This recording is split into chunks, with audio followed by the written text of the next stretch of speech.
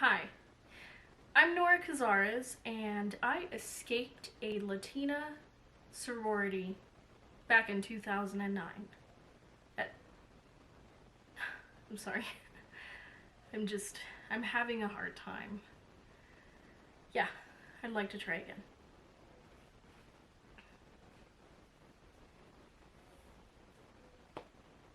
Ready? Hi, I'm thenoracazares, and I escaped a Latina sorority back in 2009 at the University of Colorado in Boulder, Colorado. Here's my story.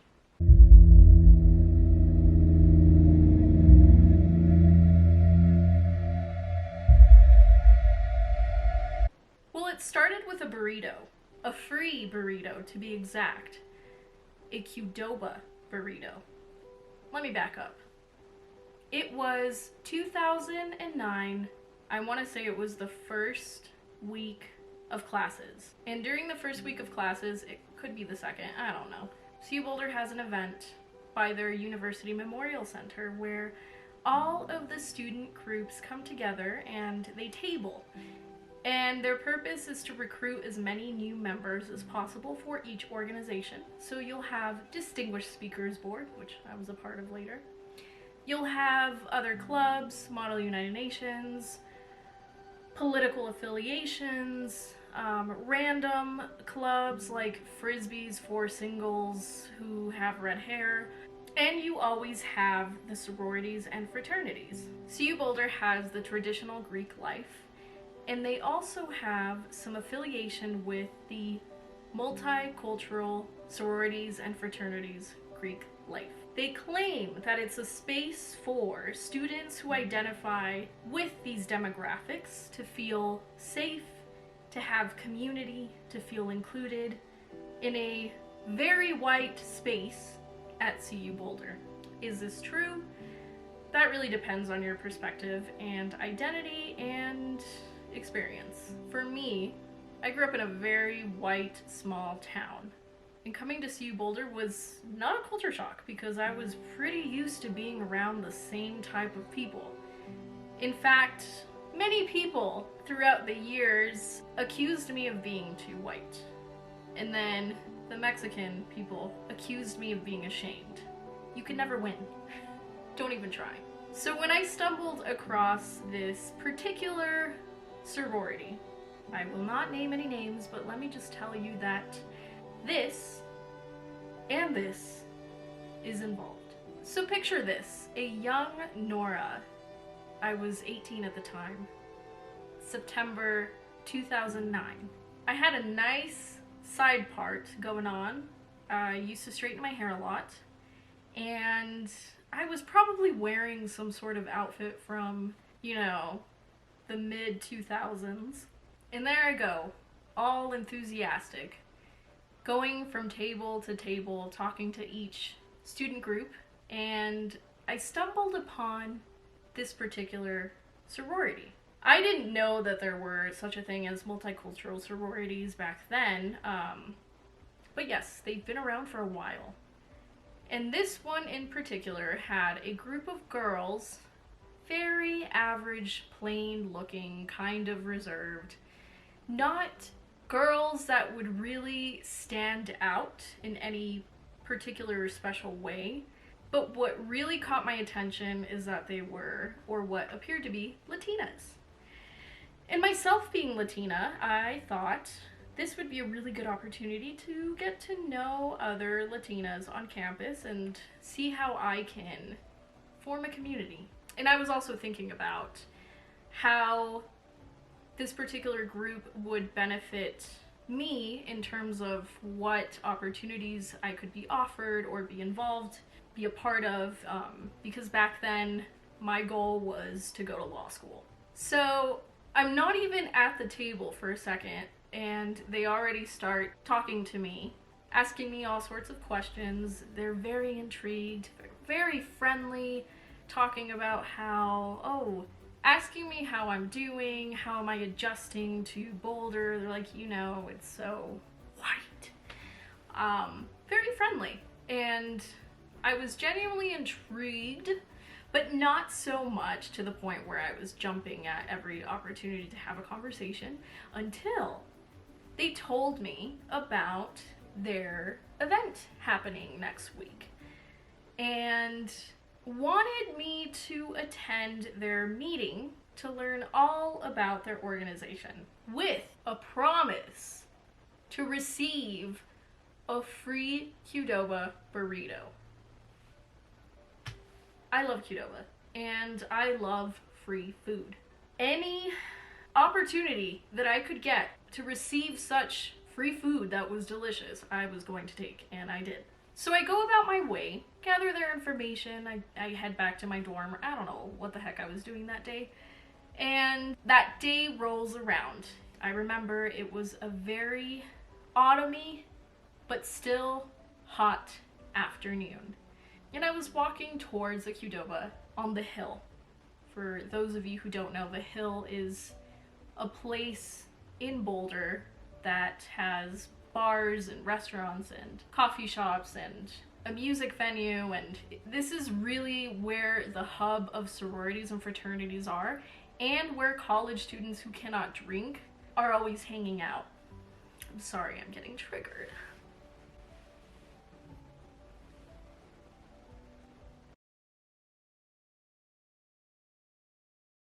I remember I was probably the first person to attend. Was I nervous? No, not really. I was just really hungry. And around that time, I remember I was getting a little antsy because nobody was showing up. But then this girl, very cute, skinny little thing, comes up and she starts talking to me.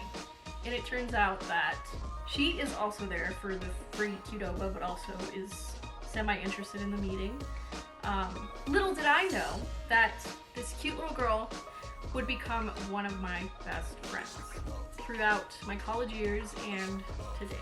So we're sitting there, we're just discussing our experience so far at CU Boulder, and that's when the other group of girls show up, and I could recognize some of them from the table where I met them.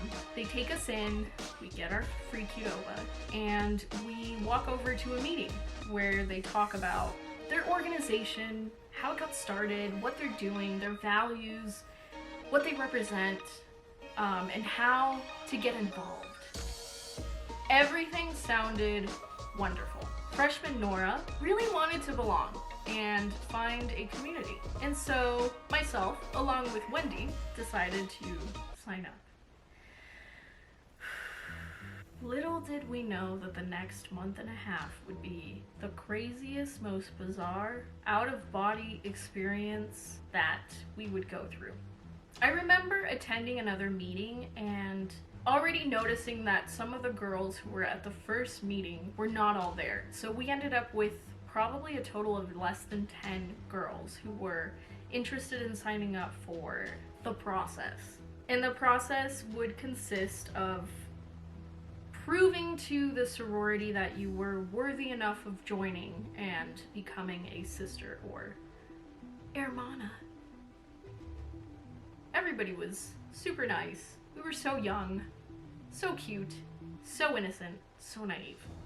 I remember they presented some forms and we had to sign them just to make it official. And I am not sure if these were some sort of NDAs or something like that, but I remember back then being kind of scared almost. Like, oh shit, this is serious. And even the president of the sorority, this little thing, she even kind of hinted at taking legal action against us if we were out of line or if we talked about the experiences that were going to happen. But at that particular moment, she made it seem like she was just protecting the secrecy and the experience of the sisterhood. Red flag. So we signed them and we returned those papers, those forms, and I remember we were all just excited and looking forward to what this experience was going to be all about. They encouraged us to hang out, so we did. I remember we went out, and back then, in 2009, if you wanted to go to the clubs, you had to take a bus because no one really had a car. You had to take the bus from Boulder to Denver, and you had to walk to the clubs. And I remember I didn't care. I was wearing high heels, you know, this little tight dress. Everybody was. And we went to a club, and we got back on the bus, and then we spent the night at one of the potential girls' houses, and we bonded because that's what they wanted us to do. So after we bonded, we had another meeting, and I could tell that this one was different. Why was it different? Their demeanor changed and their personalities changed.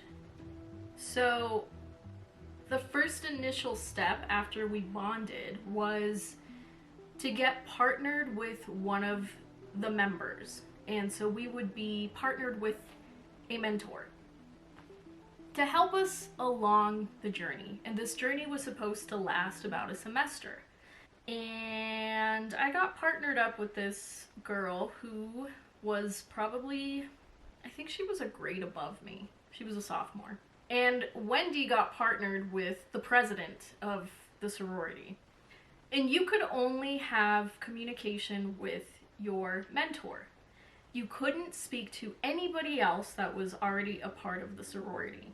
Along with laying out those basic rules, you would think, they came up with a more intense list of demands.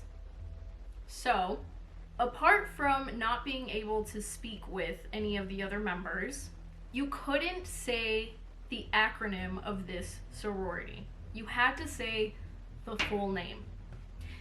You also couldn't wear, I believe it was green or gold, because that was their color. You couldn't wear makeup. You had to memorize a very particular chant. And this chant was to be performed if you were ever walking on campus and spotted one of the members, eye contact, you had to go up to them, hold out your hand, or hold out their hand, look them in the eyes like a psychopath, and perform this chant. No, I don't remember it. In addition, they also provided you with this hideous uniform. It consisted of an orange sweatpant top and bottom. So sweatpants that were in this orange. And they found it very funny if they didn't fit you. So if they were bigger or smaller, that was extra points for them. And you had to keep this outfit in your backpack at all times, because you were also on call for them whenever, wherever. Now, your classes, they didn't matter, because this is what mattered. This was important. They also forbid you from talking about the experience to any of your friends or anybody that you knew, even your family. They put so much importance and emphasis on this. Did I mention you couldn't wear makeup? Did I? I don't know. So all this time, we were made to believe that this was just part of the process. We were proving to them how much we wanted it.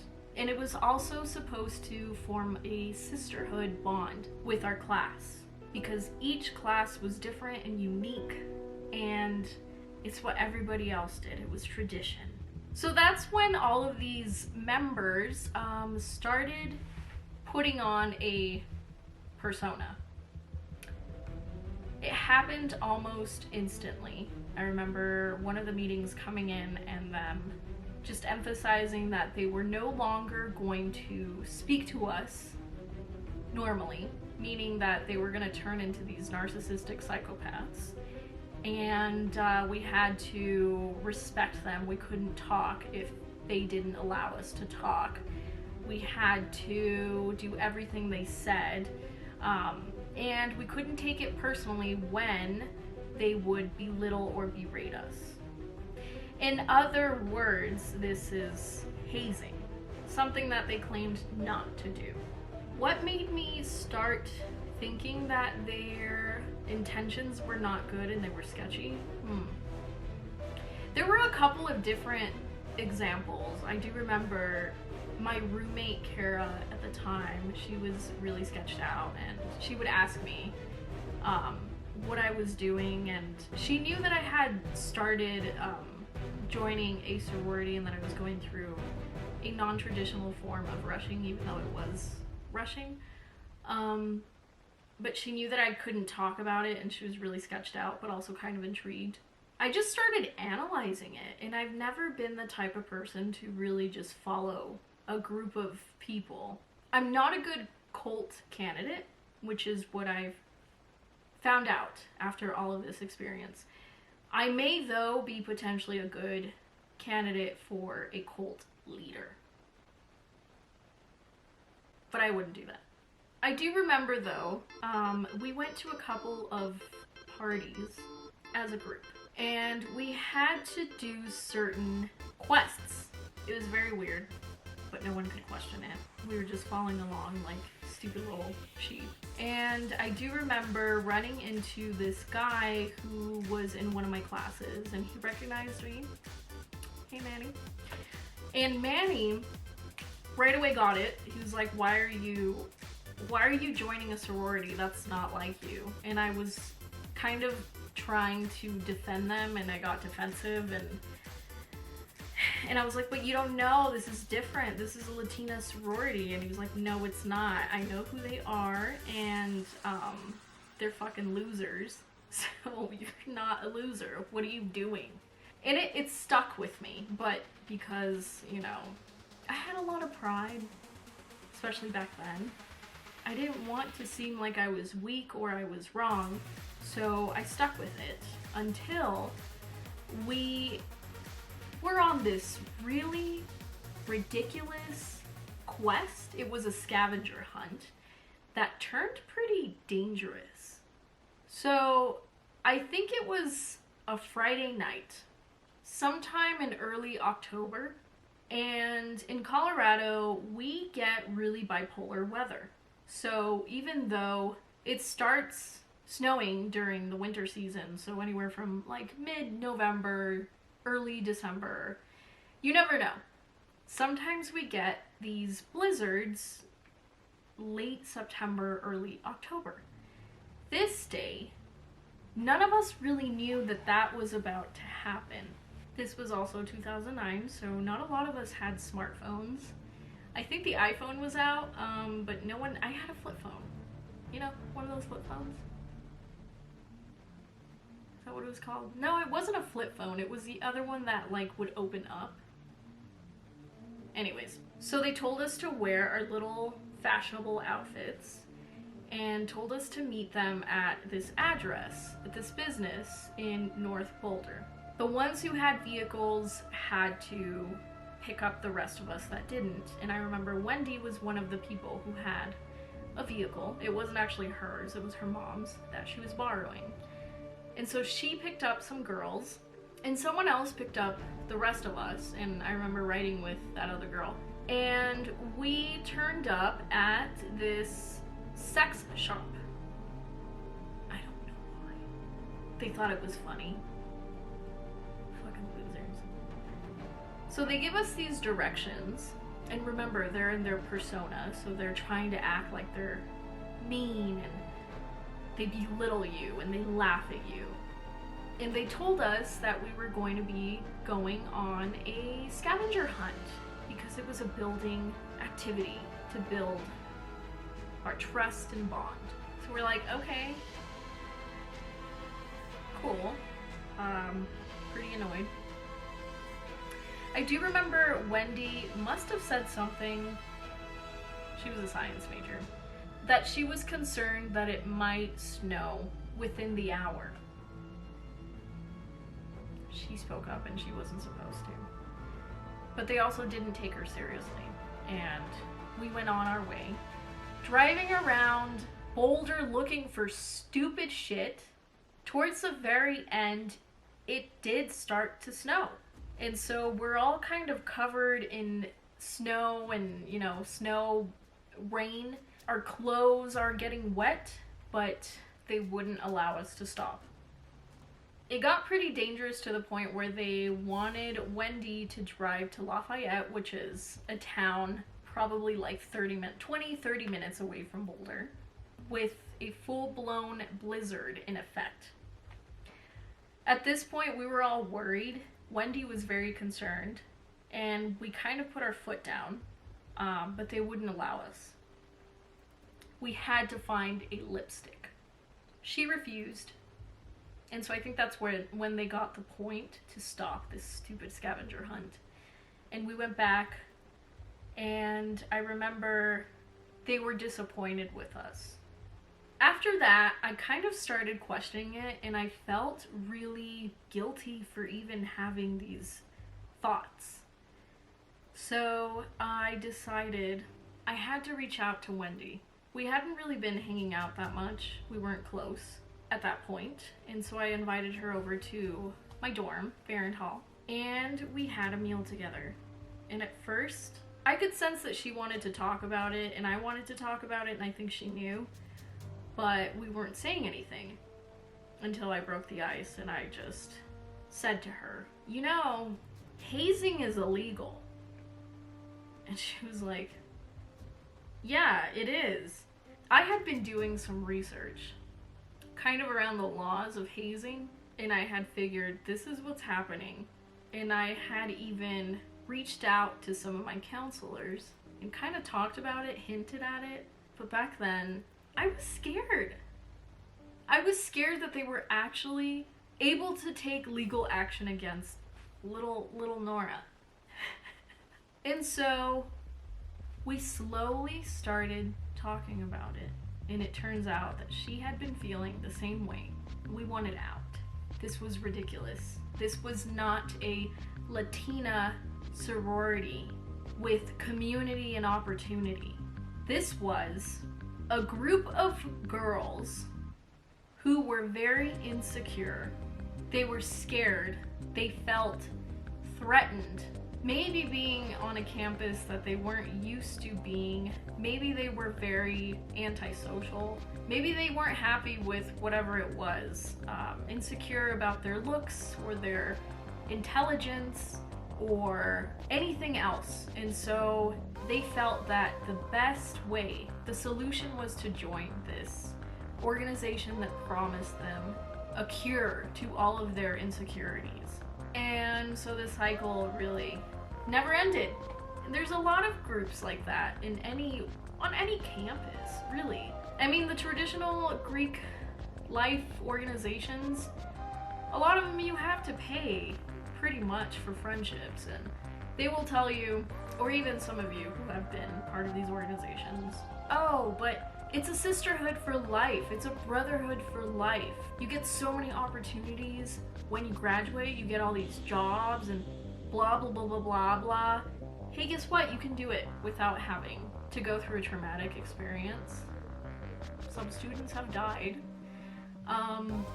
Just doing ridiculous hazing rituals. The shit that I would hear. But anyways, Wendy and I were different, and I'm really, really glad that we had that meal at Farron Hall that evening. And so we kind of planned out our exit.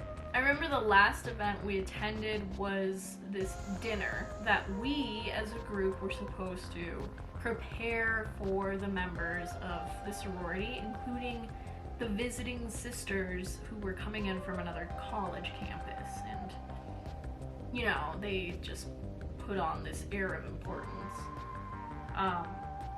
We fucked it up. I remember, I think somebody spilled a whole spaghetti on the sidewalk, and we got yelled at. And I just remember at that point, when I've had enough of something, I check out. And kind of have to laugh and chuckle, because their power just kind of, it's not on me anymore. Your power over me is done. And that's how I felt. And I spoke up, and I remember saying something along the words of, you know, I thought that this was an organization for community and for sisterhood for Latinas because we already, I think I, you know, made some stuff up or something. We already face discrimination enough, so why are we facing it from our own kind? This really got some looks. And then I think Wendy joined in. She was like, yeah, she said, and some other things that were probably really smart that she said. She's very smart. And we went home, and I remember I either sent an email or something telling them that I was done. They got freaked out. They took me out. I don't remember. Was it Panera Bread? Maybe. And they had, you know, gone back to their normal selves, talking to me like an adult, telling me that I was one of their favorites. They couldn't lose me. And I said, no, I'm done, and my grades are suffering, and this is not worth it. And though, no, I didn't have any good times. Maybe a couple. I don't know. But that was the end of that, and Wendy did the same thing. Their little charade had ended for us. The rest of the girls continued, and they became members of this sorority. I would see them. Some of them I would say hi to. But after that, I remember seeing a bunch of them in different classes throughout the years in college, and I gotta say, they were not who they projected themselves to be. They would sit in the back of the class. They would barely speak. Weren't really put together, weren't really involved. They didn't stand out. Wendy and I, on the other hand, went on to do some pretty cool stuff at CU Boulder, and pretty cool stuff after graduating. Do I have any advice? You know, I would say if you are one of these young girls or even young guys who are attending college and who feel kind of lost, I would say just hold on. It gets better. I always say give a new situation about a month for you to adjust. Whether you're moving somewhere, you're studying abroad, which I did, attending college, starting a new job, whatever it is, give it at least a month for you to adjust. I feel like a lot of people, especially younger generations, my generation, they tend to get pretty frustrated and impulsive and not patient about a situation changing. But I will say this, everything is temporary. Everything changes. There is a solution for everything except death. But I would say be patient, hold on, things will change, find your group of people. If you have a weird feeling about a situation, a person, or a group of people, listen to that, because you are never wrong. And don't get involved in cults. That's all I have to say.